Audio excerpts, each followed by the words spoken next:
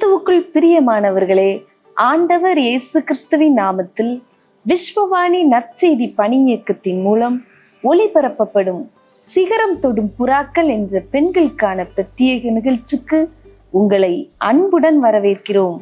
இந்த நிகழ்ச்சியின் ஒவ்வொரு பகுதியும் உங்கள் சரீரத்திற்கும் உங்கள் ஆத்மாவுக்கும் பலன் தரும், சிகரங்களை தொட உதவும். வாங்க நிகழ்ச்சிக்குள்ள போகலாம்.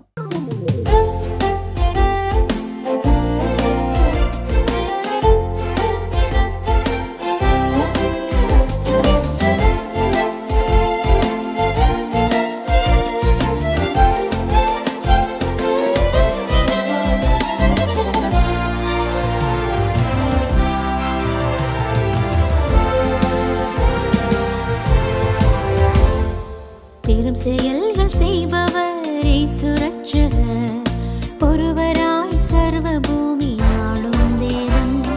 சிறுமந்தையே நீ பதறுவதே, ராஜ்யத்தை அருளும் பிதா கூட வருகிறார். சிறுமந்தையே நீ பதறுவதே, ராஜ்யத்தை அருளும் பிதா கூட வருகிறார். விசாலமாக்குவார், விஸ்தாரமாக்குவார்,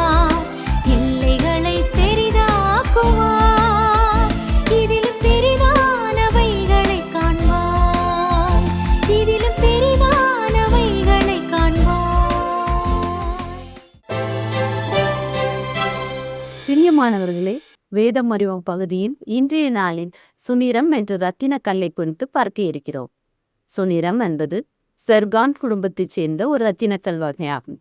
வேதாகமத்தில் சுனிரம் என்பது மிகவும் விலையுயர்ந்த மற்றும் தெய்வீக தன்மை கொண்ட கற்களுள் ஒன்றாக கருதப்படுகிறது. இது ஒரு நவமணி வகையாகும். வேதத்தில் சொல்லப்பட்டிருக்கும் சுனிரம் பொதுவாக நீல நிறம் கலந்த ஊதா நிறத்திலோ அல்லது அடர் ஆரஞ்சு சிவப்பு நிறத்திலோ காணப்படும் ஒரு இரத்தினம் என்றே வேத வல்லுநர்கள் கருதுகின்றனர். பழங்காலத்தில் இருந்தே இக்கல் அதன் மினுமினுப்பிற்காகவும் மருத்துவ மற்றும் ஆன்மீக குணங்களுக்காகவும் மதிக்கப்படுகிறது. இது வைரத்தை போன்ற ஜொலிப்பையும் பிரகாசத்தையும் கொண்டதாகையால் நவரத்தினங்களுக்கு மாற்றாகவோ அல்லது ஆபரணங்களில் அலங்காரத்திற்காகவோ இது அதிகம் பயன்படுத்தப்படுகிறது. வேதாகமத்தில் இரத்தின கற்கள் பெரும்பாலும் தெய்வீக மகிமை, பரிசுத்தம், தேவ ஜனங்களின் மேன்மை மற்றும் விண்ணகத்தின் அழகையும் அடையாளப்படுத்துகின்றன. இவை பிரதான ஆசாரியரின் மார்பதக்கம் மற்றும் புதிய எருசலேமின் அஸ்திபாரங்களில் மிக முக்கியமானதாக காணப்படுகிறது. வேதாகமத்தின் சுனிரம் என்ற சொல் வெளிப்படுத்தின விசேஷம் 21ஆம் அதிகாரத்தில் குறிப்பிடப்பட்டுள்ளது. இந்த இரத்தினக்கல் தேவனுடைய பிரசன்னத்தின் மகத்துவத்தை குறிப்பதாக உள்ளது. சுனிரம் என்ற சொல் எபிரேய மொழியில் லேஷேம் என்றும் கிரேக்க மொழியில் ஹயாசிந்தஸ் என்றும் அழைக்கப்படுகிறது. இந்த ஹயாசிந்தஸ் ஒரு மலரின் பெயரையும் அதன் நிறத்தையும் குறிப்பதாகையால் ஹயாசிந்தஸ் என்ற கிரேக்க வார்த்தையிலிருந்தே ஜாசிந்த் என்ற பெயர் வந்தது. சுனிரம் என்று அழைக்கப்படும் ஜாசிந்த் பழைய ஏற்பாட்டில் ஆசாரியனின் மார்பதக்கத்துடன் தொடர்புடையது. இதனை நாம் யாத்திராகமம் 28:19 பார்க்கிறோம். பிரதான ஆசாரியர் அணியும் மார்பதக்கத்தில் 12 இரத்தின கற்கள் உள்ளன. இதில் 3வது வரிசையில் 1வது கல்லாக இந்த லேசேம் என்ற கல் உள்ளது. இது மிகவும் விலையுயர்ந்த இரத்தின கல்லான சுனிரம் என்றே அடையாளப்படுத்தப்படுகின்றன. இது இஸ்ரவேலின் 12 கோத்திரங்களில் ஒன்றான தான் கோத்திரத்தை குறிக்கிறது. தான் கோத்திரத்தின் பண்புகளுக்கும் சுனிரத்திற்கும் இடையே சில ஒற்றுமைகள் உள்ளன. தான் கோத்திரம் வலிமை மற்றும் பாதுகாப்பிற்காக அறியப்படுகிறது. அதேபோல் சுனிரம் என்ற இரத்தினக்கல் அதன் உறுதித்தன்மைக்காக அறியப்படுகிறது. இது ஒரு பாதுகாவலரின் பலத்தை குறிக்கிறது. யோசுவா 19:47 தான் கோத்திரத்தார் லேசேம் என்ற ஊரை கைப்பற்றி அதற்கு தான் என்று பெயரிட்டனர். எனவே இக்கல்லுக்கு எபிரேய மொழியில் லேசேம் என்ற பெயர் வந்தது. வெளிப்படுத்தின விசேஷம் 21ஆம் அதிகாரம் பரலோகத்திலிருந்து இறங்கி வரும் புதிய எருசலேம் நகரத்தின் மதில் மற்றும் அஸ்திபாரங்களை பற்றி விவரிக்கிறது. வெளிப்படுத்தின விசேஷம் 21ஆம் அதிகாரம் 19-20 நகரத்து மதிலின் அஸ்திபாரங்கள் சகலவித இரத்தினங்களாலும் அலங்கரிக்கப்பட்டிருந்தன. 1ஆம் அஸ்திபாரம் வச்சிரக்கல், 2வது இந்திரநீலம், 3வது சந்திரகாந்தம், 4வது மரகதம், 5வது கோமேதகம், 6வது பதுமராகம், 7வது ஸ்வர்ண ரத்தினம், 8வது பழிய பச்சை, 9வது புஷ்பராகம், 10வது வைடூரியம், 11வது சுனீரம், 12வது சுகந்தி இவைகளே. இவ்வாறு புதிய எருசலேம் நகரத்தின் அஸ்திபாரங்கள் 12 விதமான இரத்தின கற்களால் அலங்கரிக்கப்பட்டிருப்பதாக கூறப்பட்டுள்ளது. இதில் 11வது அஸ்திபாரம் சுனீரம் என்று குறிப்பிடப்பட்டுள்ளது. புதிய எருசலேமின் அஸ்திபார கற்கள் ஒவ்வொன்றும் ஒரு அப்போஸ்தலரை குறிப்பதாக கூறப்பட்டுள்ளது. சுனீரம் அதன் உறுதித்தன்மை மற்றும் ஒளிரும் தன்மைக்காக விசுவாசத்தில் உறுதியாய் இருப்பவர்களின் தேவனுடைய பிரசன்னத்தின் மகிமையையும் பறைசாற்றுகிறது. இது அப்போஸ்தலனாகிய பர்த்தலமேயோடு தொடர்புபடுத்தப்படுகிறது. பர்த்தலமேயு ஒரு கபடி இல்லாத மற்றும் விசுவாசத்தில் உறுதியான நபராக கருதப்படுகிறார். இதனை யோவான் 1:47 பார்க்கிறோம். இந்த 11வது அஸ்திபாரம் பரலோகத்தின் அமைதியையும் தேவன் தம்முடைய மக்களுடன் வாசம் செய்யும் பரிசுத்தத்தையும் வெளிப்படுத்துகின்றது. இதன் நீல நிறம் பூமியை விட மேலான பரலோக காரியங்களில் கவனம் செலுத்துவதை குறிக்கிறது. எனவே ஒரு விசுவாசி பாடுகளின் மத்தியிலும் மங்காமல் பிரகாசிப்பதை குறிக்கிறது. இக்கல் அஸ்திபாரத்தில் பதிந்திருப்பது போல விசுவாசிகள் கிறிஸ்து என்ற அஸ்திபாரத்தில் உறுதியாயும் தாழ்மையுடனும் இருக்க வேண்டும் என நினைப்பூட்டுகிறது. ஆம் பிரியமானவர்களே, மகா பிரதான ஆசாரியனின் மார்பதக்கத்தில் உள்ள 12 கோத்திரங்களுக்கான 12 கற்களின் ஒவ்வொன்றும் தனித்துவமானது. அவைகள் பிரதான ஆசாரியரின் இதயத்தின் மேல் சுமந்து செல்லப்பட்டது. அதேபோல் புதிய ஏற்பாட்டில் பிரதான ஆசாரியராகிய இயேசு கிறிஸ்து மனிதர்களாகிய நம்மை அவர்தம் மார்பிலே சுமக்கக்கூடியவராக இருக்கிறார். ஆகவே நாம் ஒவ்வொருவரும் தேவனுடைய பார்வையில் தனித்துவமானவர்களும் விலையேற பெற்றவர்களுமாய் இருக்கிறோம். அது மாத்திரமல்ல, புதிய எருசலேம் நகர அஸ்திபாரத்தின் வெவ்வேறான இரத்தின கற்கள் தனித்தன்மையுடன் ஜொலிப்பது போல தேவ பிள்ளைகளாகிய நாமும் கிறிஸ்துவை பற்றும் விசுவாசத்தில் உறுதிப்பட்டவர்களாய் இந்த கற்கள் ஜொலிப்பது போல நாம் நம்முடைய நற்பண்புகளால் இவ்வுலகில் ஒளி வீசி தேவ நாமத்தை மகிமைப்படுத்துவோமாக. தேவன் இப்படிப்பட்டதான கிருபைகளை நமக்கு தந்து நம்மை ஆசீர்வதிப்பாராக. ஆமேன். பிரியமானவர்களே, போன வாரம் நம்ம டாக்கிங் தெரப்பீஸ்க்கும் ப்ராசஸிங் தெரப்பீஸ்க்கும் வித்தியாசங்கள் பார்த்தோம். இப்போ ப்ராசஸிங் தெரப்பீஸில் நான் உங்களுக்கு சொல்லியிருந்தேன், EMDRன்னு ஒரு தெரப்பி, அதாவது eye movement desensitization reprocessing therapy, அதுவும் deep brain reorienting therapy, DBR therapy, அதை 2 பற்றியும் உங்களுக்கு சொல்லியிருந்தேன். இன்றைக்கு EMDR தெரப்பி பற்றி இன்னும் கொஞ்சம் அதிகமாக உங்களுக்கு சொல்ல போகிறேன். நம்ம அதோடைய ஹிஸ்ட்ரியிலேருந்து ஸ்டார்ட் பண்ணுவோம். அதுக்கப்புறம் மற்ற செஷன்ஸில் நான் உங்களுக்கு அந்த தெரப்பியின் டெக்னிக்காலிட்டிஸ் பற்றி கூட கொஞ்சம் சொல்கிறேன். இந்த தெரப்பி EMDR தெரப்பி 1987ஆம் ஆண்டு ஒரு அமெரிக்கன் சைக்காலஜிஸ்ட் ஃப்ரான்சின் ஷப்பீரோ அவங்களால கண்டுபிடிக்கப்பட்டது. இந்த அம்மாவுக்கு கேன்சர் டயக்னோசிஸ் ஆயிருக்கும் பொழுது அவங்க அந்த மன வருத்தத்தோட ஒரு வாக்கிங் போயிருக்காங்க. அந்த வாக்கிங் போயிட்டு அவங்க முடிச்சுட்டு வரும்பொழுது அவங்க ஒரு ரிலீஃப் அனுபவிச்சிருந்துருக்காங்க. அப்போ அவங்க யோசித்து பார்த்துருக்காங்க, எப்படிடா வேற ஒன்றுமே மாறல, என் டயக்னோசிஸ் மாறல, ஒன்றுமே மாறல, ஆனால் நான் இவ்வளோ மன அழுத்தத்தோடு ஸ்டார்ட் பண்ண வாக்கு முடிக்கும் பொழுது எனக்கு எப்படி இவ்வளோ ரிலீஃப் இருந்தது. அப்போ அவங்க யோசித்து அனலைஸ் பண்ணும்போது அவங்க மனசில் பட்டுச்சுன்னா, வாக்கிங் போகும்பொழுது அவங்க கண்ணை right to left, left to right அப்படி பைலேட்ரலாக மூவ் பண்ணது அவங்களுக்கு ஞாபகம் வந்திருக்கு. ஸோ அவங்க யோசித்தாங்க, ஒருவேளை இந்த பைலேட்ரல் ஸ்டிமுலேஷன் ஹெல்ப்ஃபுல்லாக இருந்ததோ அப்படின்னு யோசித்து அது திரும்பவுமா ரெப்ளிகேட் பண்ண ட்ரை பண்ணியிருக்காங்க. அப்போ அது திரும்பவுமா இஃபெக்டிவாக இருந்திருக்கு. அதுக்கப்புறம் அவங்க ஃப்ரெண்ட்ஸ்டையும் மற்றவங்க அவங்க கூட ஒர்க் பண்ணுற மற்றவங்ககிட்டையும் அதை பற்றி சொல்லி மற்றவங்கள ட்ரை பண்ண வைக்கும் பொழுது அது இஃபெக்டிவாக இருந்திருக்கு. இதுக்கப்புறம் இந்த அம்மா இந்த தெரப்பியை இன்னும் அதிகமாக டெவலப் பண்ணி அதை ரொம்ப அதிகமாக ரிசர்ச் பண்ணி அதுக்கப்புறம் மற்றவங்களுக்கு ட்ரைனிங் இதில் கொடுக்க ஆரம்பித்தாங்க. இது முதல்ல EMD தெரப்பி அப்படின்னு இருந்தது. EMDனா ஐ மூமெண்ட் டீசென்சிட்டைசேஷன் தெரப்பி. அதுக்கப்புறம் தான் அந்த ஆர் காம்பனண்ட், அதாவது ரீப்ராசஸிங், அதை வந்து ஆட் பண்ணாங்க. இப்போ இது வந்து இஎம்டிஆர் தெரப்பின்னு சொல்கிறோம். உலகத்தில் அநேகர் இதில் இப்போ ட்ரெயின் பண்ணியிருக்கிறாங்க. ஆனாலும் நீங்கள் டாக்கிங் தெரப்பீஸ்க்கு உள்ள ப்ரொவைடர்ஸ்க்கும் இஎம்டிஆர் தெரப்பீஸ்க்கு உள்ள ப்ரொவைடர்ஸ்க்கும் கம்பேர் பண்ணும் பொழுது குளோபலி இஎம்டிஆர் ப்ரொவைடர்ஸ் வந்து கம்மியாக தான் இன்னும் இருக்கிறாங்க. மோஸ்ட் கண்ட்ரீஸில் இஎம்டிஆர் ஆர்கனைசேஷன், அசோசியேஷன் ஏதாவது ஒன்று வச்சுருப்பாங்க.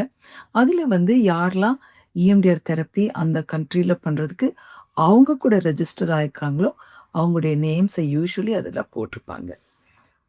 இப்போது இஎம்டினா என்னது? இஎம்டினா வெறும் டீசென்சிட்டைசேஷன்.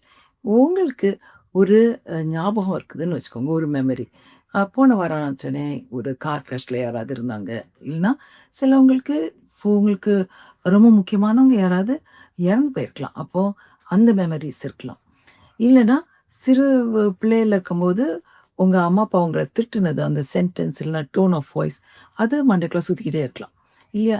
அந்த மாதிரி மெமரிஸை டீசென்சிட்டைஸ் பண்ணும். அதாவது அது நம்மளை திரும்பவும் ரொம்ப அதிகமாக அஃபெக்ட் பண்ணுறதை கம்மி பண்ணணும். அப்படின்னா இதை யூஸ் பண்ணலாம். ரீப்ராசஸிங்னா என்னது? ரீப்ராசஸிங்னா, ஓ இது வந்து இப்படி இருந்தது, ஆனால் இப்படியும் நான் இதை பார்க்கலாமே, இவ்வளோ கஷ்டம் நடந்தாலும் எனக்கு இந்த மாதிரி நல்லது நடந்திருக்குதே அப்படின்னு ரீப்ராசஸ் பண்ணுறது. ரீப்ராசஸிங்கில் நீங்கள் வந்து அந்த டிஃபிகல்ட் சைடை ரீப்ளேஸ் பண்ணுறீங்க ஒரு பாசிட்டிவ் ஸ்பின்னோட, இல்லைன்னா ஒரு பாசிட்டிவ் மெமரியால். அந்த மாதிரி கம்பைன் பண்ணுறது தான் ஐ மூமெண்ட் டீசென்சிட்டைசேஷன் ரீப்ராசஸிங். ஸோ இதை பற்றி இன்னும் கொஞ்சம் அதிகமாக விஷயங்கள் உங்களுக்கு அடுத்த தடவை நான் சொல்கிறேன். ஜெபம் பண்ணுவோமா? அன்புள்ள ஆண்டவரே, இதை கேட்கும் ஒவ்வொருவரையும் கர்த்தாவே உம்முடைய கரங்களில் சமர்ப்பிக்கிறேனப்பா. அவர்களுடைய இருதயத்தின் ஆழங்களில் இருக்கிற காயங்களையும் புண்களையும் கர்த்தாவே நீர் அறிந்திருக்கிறீரப்பா. ராத்திரி தூங்கும் பொழுது கண்ணீர் வரும் பொழுது கர்த்தாவே நீர் அதை காண்கிறீரப்பா. ஆண்டவரே, அவருடைய கண்ணீரை நீர் துடைத்து விட்டு கர்த்தாவே ஒரு ஹீலிங்கை தாரும் ஆண்டவரே. திரும்பமாக சந்தோஷத்தோடு எழும்பி உம்முடைய பலனோடு ஒவ்வொரு நாளையும் கடந்து செல்ல நீர் கிருபை தாரும். எங்கள் ஒவ்வொருவருக்கும் நீர் இறங்கும். இயேசுவின் மூலம் ஜெபம் கேளும் ஜீவனுள்ள பிதாவே, ஆமென். சிகரம் தொடும் புறாக்கள் என்ற பெண்களுக்கான பிரத்யேக நிகழ்ச்சிக்கு உங்களை அன்புடன் வாழ்த்தி வரவேற்கிறேன். கடந்த ஒரு வருட காலமாக நாம் பழைய ஏற்பாட்டின் முக்கிய கதாபாத்திரங்களின் பெயர் குறிப்பிடப்பட்டுள்ள பெண்களை குறித்து அறிந்து கொண்டோம். பெயர் குறிப்பிடப்படாத பெண்கள் அநேகர் வேதாகமத்தில் முக்கிய பங்கு வகித்திருந்தும் புனித சரித்திரத்தில் இடம்பெற்றிருந்தும் அநேக எழுத்தாளர்கள் அவர்கள் பெயரை குறிப்பிடாது அப்பெண்களின் வாழ்க்கை வரலாறு அல்லது சரித்திரத்தை எழுதாது புறக்கணித்து விட்டனர். பிரபலமான ஆண்களோடு இப்பெண்கள் சம்பந்தப்பட்டவர்களாய் இருந்த போதிலும் முக்கிய நிகழ்வுகளில் இணைந்திருந்த போதிலும் அவர்கள் பெயர் ஏன் சொல்லப்படவில்லை என்பது நாம் புரிந்து கொள்ள முடியாதது. ஆதாமின் மனைவி ஏவாளின் பெயர் வேதாகமத்தில் குறிப்பிடப்பட்டுள்ளது. ஆதாம் குமாரர் குமார்த்திகளை பெற்றான் என்று ஆதியாகமம் 5ஆம் அதிகாரம் 4ஆம் வசனம் குறிப்பிடுகிறது. ஆதாமின் மகன் சேத்தும் குமாரர் குமார்த்திகளை பெற்றான் என்று ஆதியாகமம் 5ஆம் அதிகாரம் 7ஆம் வசனம் குறிப்பிடுகிறது. சேத்தின் மகன் ஏனோஸ், ஏனோஸின் மகன் கேனான், கேனானின் மகன் மகலேயேல், மகாலேயேலின் மகன் யாரேத், யாரேத்தின் மகன் ஏனோக்கு. இந்த 6 தலைமுறைகளிலும் இவர்கள் மனைவிமார்களின் பெயர்கள் குறிப்பிடப்படவில்லை. குமார்த்திகள் பிறந்தனர், அவர்கள் பெயர்களும் குறிப்பிடப்படவில்லை. நோவா சரித்திரத்தில் முக்கிய இடம் பெற்றிருந்தும் அவன் மனைவியின் பெயர் குறிப்பிடப்படவில்லை. 3 குமாரர்கள் இருந்ததாக குறிப்பிடப்பட்டிருக்கிறது. மருமகள்களின் பெயர்கள் குறிப்பிடப்படவில்லை. லோத்தின் மனைவி குமாரத்திகளின் பெயர்கள் குறிப்பிடப்படவில்லை. அதற்கு நேர்மாறாக யோபுவின் குமார்த்திகள் பெயர்கள் குறிப்பிடப்பட்டுள்ளது. மனைவி மற்றும் குமாரர்களின் பெயர் குறிப்பிடப்படவில்லை. வேதாகமத்தில் பெயர் குறிப்பிடப்படாத பெண்களும் சரித்திரத்தில் தாக்கத்தை ஏற்படுத்தி சென்றிருக்கின்றனர். பெயர் குறிப்பிடப்பட தகுதி இல்லாதவர்கள் சிற்றின்ப பிரியராயும் விசுவாச வாழ்க்கை இல்லாதவர்களாயும் இருந்திருக்க வேண்டும். நல்லாளுக்கு, அதாவது நோபல் ஆர் ரைட்டஸ் விமனுக்கு தேவையான நல்ல பண்புகள் அமைய பெறாதவர்களாய் இருந்திருக்க வேண்டும். உதாரணமாக போத்திபாரின் மனைவி சமாரிய பெண். வேதாக சரித்திர எழுத்தாளர்கள் இப்பெண்கள் பெயர் குறிப்பிடப்பட தகுதி அற்றவர்களாக கருதி இருக்கக்கூடும். ஒரு சில பெயர் குறிப்பிடப்படாத பெண்களின் நடக்கையும் செய்கையும் ஒத்துழைப்பும் காலத்தால் அழியாதது. வேதாகம புனித பக்கங்களில் இப்பெண்களில் சிலர் ஒளிர்கின்றனர். உன்னதத்திலிருந்து நம் செயல்களை பதிவு செய்யும் தேவ தூதர்கள் மாத்திரம் அவர்கள் யாரென்று அறிவார்கள். சர் ஜான் சக்லிங் என்பவர் வானத்தில் பால்வெளியில் தோன்றும் பெயரில்லா நட்சத்திரங்களைப் போன்று இப்பெண்கள் உலக சரித்திரம் படைத்தவர்களாய் வேதாகமத்தில் காணப்படலாம். தங்களது குணாதிசயங்களோடு ஒளிரலாம். வேதாகமத்தில் காணப்படும் பெண்கள் தெய்வீக தன்மை இல்லாதவர்களாகவோ நல்லாளாயோ அல்லது தீயாளாயோ இருந்திருக்கலாம். உன்னதத்தில் தூதர்களால் பெயர் அறியப்பட்டிருந்தாலும் வேதாகமத்தில் இவர்கள் பெயர் குறிப்பிடப்படாதவர்களே. பெயர் குறிப்பிடப்படாத பெண்களுள் முதலாவது காயின் மனைவி. ஆதியாகமம் 4ஆம் அதிகாரம் 17ஆம் வசனம் காயின் தன் மனைவியை அறிந்தான், அவள் கர்ப்பவதியாகி ஏனோக்கை பெற்றாள் என்று கூறுகிறது. ஆனால் அவள் யார் என்றோ எந்த ஊரைச் சேர்ந்தவள் என்றோ குறிப்பிடப்படவில்லை. எப்பொழுது திருமணம் செய்து கொண்டாள் என்பதும் குறிப்பிடப்படவில்லை.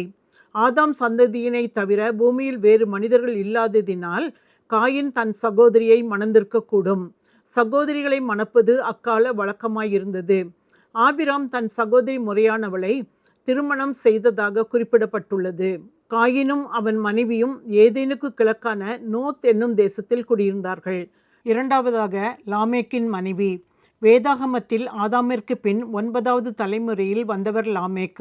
தேவ திட்டம் என்பது தேவ அமைப்பை மீறி இரு மனைவிகளை விவாகம் பண்ணினான்.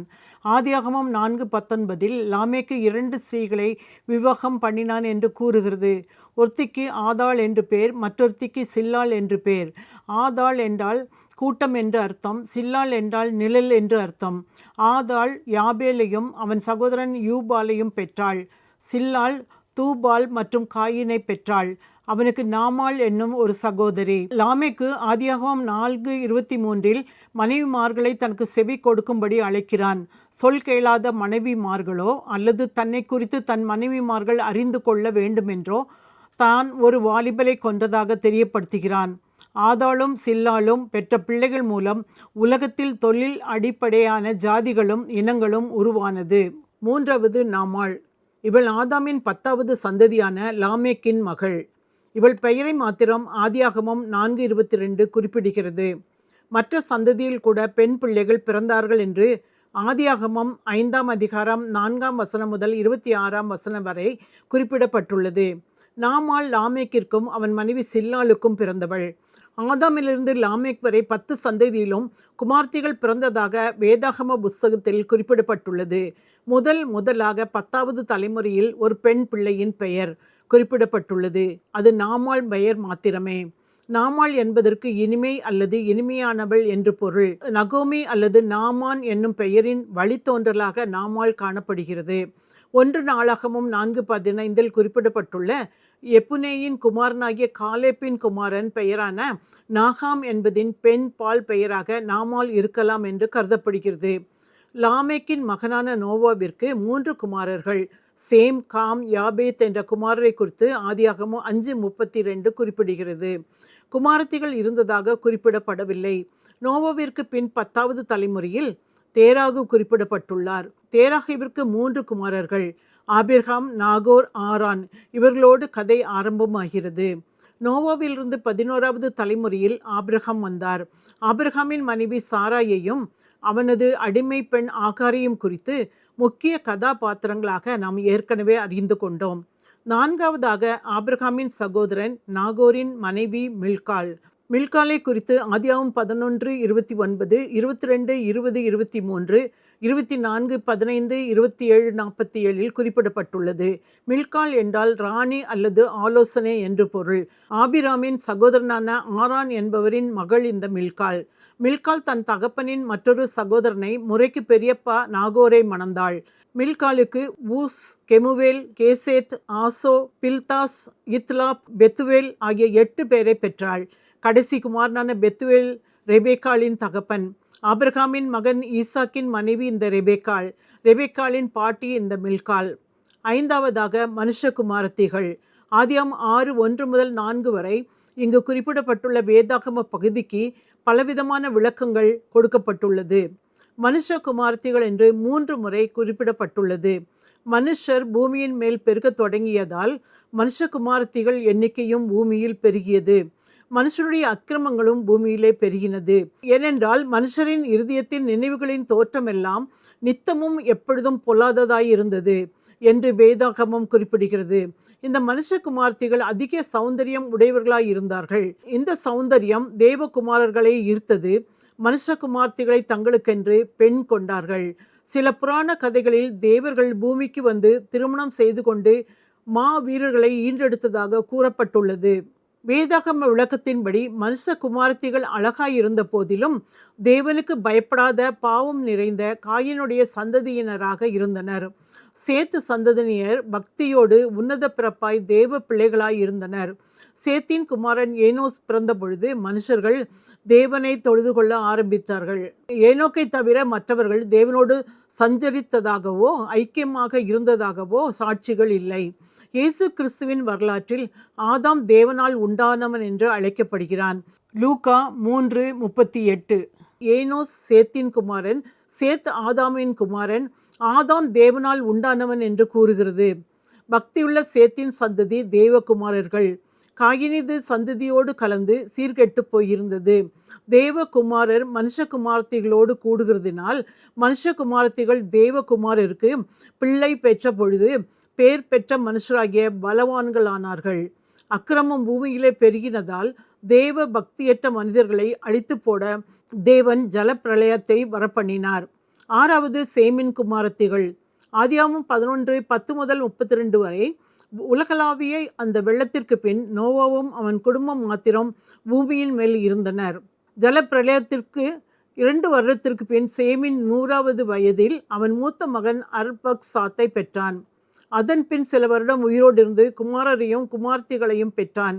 பூமியை நிரப்ப ஆதாம் ஏவாள் காலத்தை போல சகோதர சகோதரிகளை மணப்பது அவசியமாயிற்று. ஜல பிரளயத்துக்கு பின் பல தேசங்கள் உருவாக அஸ்திவாரமிட்டனர். வேதாகமத்தின்படி காமுக்கும் யாபேத்துக்கும் குமாரர்கள் மாத்திரமே, குமாரத்திகள் இருந்ததாக குறிப்பிடப்படவில்லை. இன்றைய நாளிலே காயினின் மனைவி லாமெக்கின் மனைவிகள், லாமெக்கின் மகள் நாமாள், நாகோரின் மனைவி மில்கால், மனுஷ குமார்த்திகள் மற்றும் சேமின் குமாரத்திகள் குறித்து அறிந்து கொண்டோம். தொடர்ச்சி வருகிற வாரம் வியாழனன்று இரவு 8 மணிக்கு நம்பிக்கை டிவியில் காண தவறாதீர்கள். ஜெபிப்போம். எங்களை அதிகமாய் நேசிக்கும் எங்கள் அன்பின் ஆண்டவரே, இந்த நாளிலே பெயர் குறிப்பிடப்படாத பெண்களை குறித்து அறிந்து கொள்ள உதவி செய்தீர். நன்றி ஐயா. அவர்களது வாழ்க்கை எங்களுக்கு எச்சரிப்பையும் வழிகாட்டுதலையும் கொண்டு வர ஜெபிக்கிறோம். கவனம் உள்ளவர்களாக வாழ அனுக்கிரகம் செய்யும். உம்மாலும் உமது தூதர்களாலும் நாங்கள் அறியப்பட்டிருக்கும்படி எங்கள் நடக்கைகளை காத்து கொள்ள எங்களுக்கு உதவி செய்யுங்கப்பா. இயேசுவின் மூலம் ஜெபம் கேளும் பிதாவே, ஆமேன். விஸ்வவாணி என்பது இந்தியாவில் அறியப்படாத இடங்களில் நற்செய்தியை அறிவித்து தாழ்ந்து கிடக்கும் சமுதாய மக்கள் சமுதாயத்தில் உயர்ந்த நிலையை அடைவதற்கான அனைத்து கட்டமைப்புகளையும் ஏற்படுத்தி தரும் ஓர் மக்கள் இயக்கம். குடி, விபச்சாரம் என மனிதர்களை அழித்தொழிக்கும் பாவங்களிலிருந்து அவர்கள் நிலையான விடுதலையை பெற்றுக்கொள்வதற்கான வழிமுறைகளை அறிவித்து, கல்வி அறிவு புகட்டி, கைத்தொழில்களை கற்பித்து, சமுதாயத்தின் சக மனிதர்களைப் போல அவர்களும் தலை நிமிர்ந்து வாழ வழி செய்யும் ஓர் அன்பின் ஐக்கியம். ஒரு கிராமத்தை பொறுப்படுத்து மாதந்தோறும் 4000 ரூபாய் அன்பின் ஈகையாக கொடுப்பதின் மூலம் ஓர் சமுதாயம் நம் கண்முன்னே மலர்வதை நீங்கள் பார்க்க முடியும். அவர்கள் ஆராதிக்கவும் தங்கள் சமுதாய மறுமலர்ச்சிக்கான திட்டங்களை தீட்டவும் ஓர் ஆராதனை கூடத்தை ஏற்படுத்தி தருவதற்கு எங்களை நீங்கள் தொடர்பு கொள்ளலாம். சிறுவர்களுக்கான கல்வி செலவை ஒவ்வொரு மாதமும் ரூபாய் 1500 கொடுப்பதின் மூலம் பொறுப்பெடுக்கலாம். இந்திய தேசத்தின் வலிமையான கிராமங்களை உருவாக்க, அடிமைத்தனங்கள் இல்லாத சமுதாயத்தை கட்டமைக்க அன்பின் இதயங்களாக நாம் ஒன்று சேர்ந்து உழைப்போம். ஆண்டவர் உங்களை ஆசீர்வதிக்கட்டும். கூடுதல் தகவல்களுக்கும் அன்பின் தொடர்புகளுக்கும் நீங்கள் தொடர்பு கொள்ள வேண்டிய தொலைபேசி எண்கள் திரையில் காண்பிக்கப்படுகின்றன. உங்கள் அன்பின் ஈகைகளை ஆன்லைன் பரிவர்த்தனை மூலம் செலுத்த வங்கி கணக்கு எண்களும் கீழே தரப்படுகின்றன. பிரத்யேகமாக தரப்பட்டிருக்கும் QR கோடையும் நீங்கள் ஸ்கேன் பண்ணிக் கொள்ளலாம். உங்கள் ஜெபங்களாலும் ஈகைகளாலும் இந்தியாவை ஆசீர்வதிக்கும் உங்களை ஆண்டவர் அளவில்லாமல் ஆசீர்வதிப்பாராக. இந்த நிகழ்ச்சி உங்களுக்கு மிகவும் ஆசீர்வாதமாக இருந்திருக்கும் என்று விசுவாசிக்கின்றோம். நீங்கள் பெற்ற ஆசீர்வாதங்களையும் உங்கள் ஜெப தேவைகளையும் எங்களோடு பகிர்ந்து கொள்ளுங்கள். வாட்ஸ்அப் மூலமாகவும் தொடர்பு கொள்ளலாம். உங்கள் உறவினர்களுக்கும் நண்பர்களுக்கும் அறிமுகம் செய்ய மறவாதிருங்கள். ஆண்டவர் உங்களை ஆசீர்வதிப்பாராக.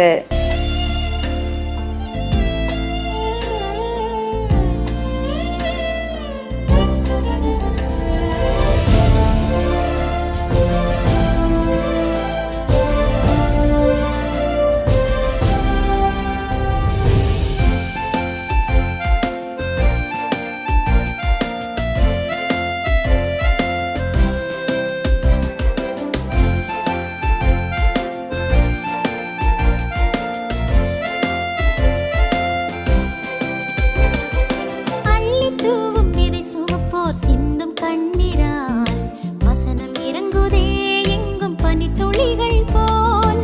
அள்ளி தூவும் விதை சுமப்போர் சிந்தும் கண்ணீரால் வசனம் இறங்குதே எங்கும் பனித்துளிகள் போல். விசாலமாக்குவார், விஸ்தாரமாக்குவார், எல்லைகளை பெரிதாக்குவார். இதிலும் பெரிதானவைகளை காண்பாய், இதிலும் பெரிதான